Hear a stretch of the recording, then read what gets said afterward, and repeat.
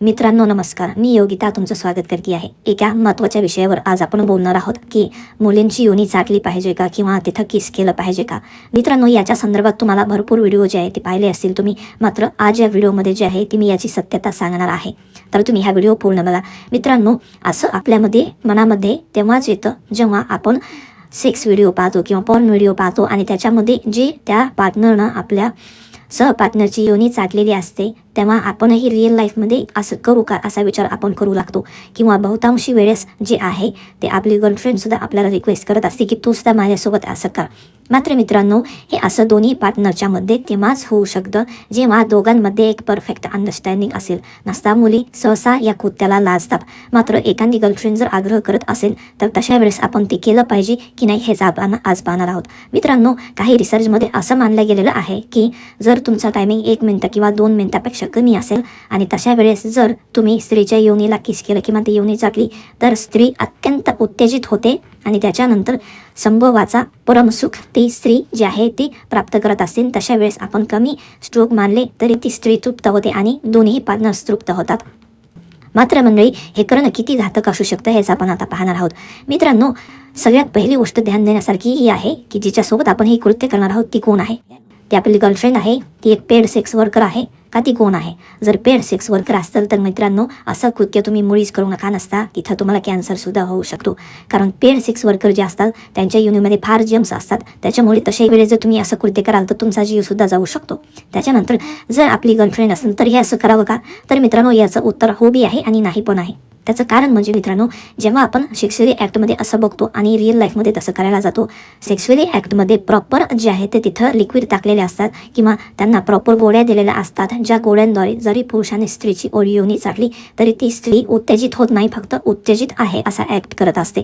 मात्र मित्रांनो, रिअल लाईफमध्ये जेव्हा आपण एखाद्या मुलीची योनी चाटायला लागतो तेव्हा ती मुलगी अत्यंत उत्तेजित होते आणि उत्तेजित झाल्यानंतर ती काही वेळात डिस्चार्ज होऊ शकते. म्हणजे तिच्या योनीतून एक तरल पदार्थ बाहेर येऊ शकतो आणि तो जर आपल्या तोंडामध्ये गेला तर त्याच्याद्वारे भयंकर आजार जे आहे ते आपल्याला होऊ शकतात.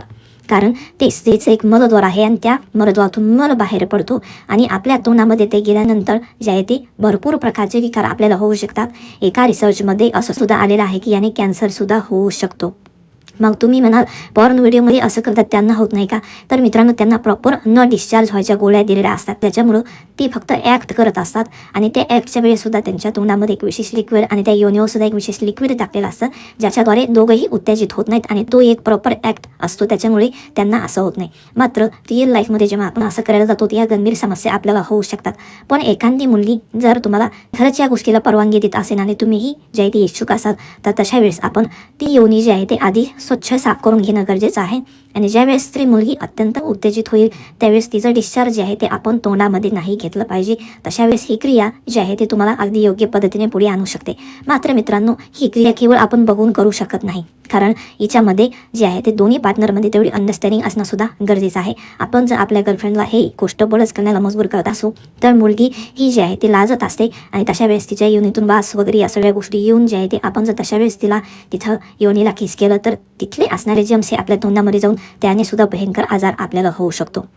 तर मित्रांनो, हे सगळं वेस्टर्न कल्चर आहे, तिथून हे व्हिडिओद्वारे आपण पाहून करणं अत्यंत चुकीचं आहे. कारण व्हिडिओमध्ये प्रॉपर तिथं इक्विपमेंट्स सगळे असतात आणि त्याची खबरदारी घेतली असते. मात्र आपण रिअल लाईफमध्ये असं काहीही करत नाही, कुठलंही प्रोटेक्शन आपण तशा वेळेस यूज करत नसतो मित्रांनो. त्याच्यामुळे ही गोष्ट करायला तुम्ही कधीच जाऊ नका, कारण शेवटी स्त्रीचं ते एक मलद्वार आहे, तिथून तिच्या शरीरातली गहाण बाहेर पडत असते आणि त्या गहाण बाहेर पडणाऱ्या जागेला जर आपण किस करत असू तर ती गहाण जी आहे ती आपल्या तोंडामध्ये जाण्याची सुद्धा शक्यता आहे. त्याच्यामुळे तुम्हाला हा व्हिडिओ कसा वाटला आणि माहिती तुम्हाला उपयुक्त वाटली का ही कमेंट बॉक्समध्ये नक्की सांगा. नमस्कार.